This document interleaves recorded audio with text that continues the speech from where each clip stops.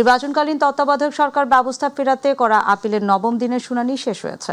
প্রধান বিচারপতি ডক্টর সৈয়দ রেফাত আহমেদের নেতৃত্বাধীন আপিল বিভাগের পূর্ণাঙ্গ বেঞ্চে দ্বিতীয় দিনের মতো শুনানি শুরু হয়। শুনানি করেন অ্যাটর্নি জেনারেল মোহাম্মদ আসাদুজ্জামান। তিনি বলেন, গণতন্ত্রকে সুসংহত করতে সংবিধানের যে কোনো পদক্ষেপ নেওয়া হলে তা মৌলিক কাঠামোর পরিপন্থী হবে না।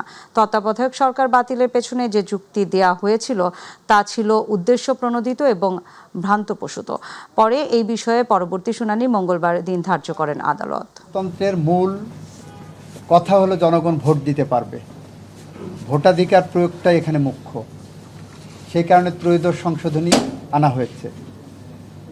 সেই ত্রয়োদশ সংশোধনীকে যে কারণে আপিল বিভাগ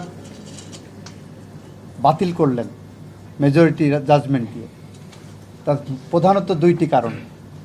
একটি হলো এটা নির্বাচিত সরকার না, আর একটি হলো এটাতে বিচার বিভাগের স্বাধীনতা ক্ষুণ্ণ হবে। যে সমস্ত বিচারপতি প্রধান বিচারপতি হওয়ার লোভে জনগণের ভোটাধিকার কেড়ে নিয়ে এই রায় দিচ্ছেন, তাহলে সেই সিস্টেমটাও তো বদলানো দরকার।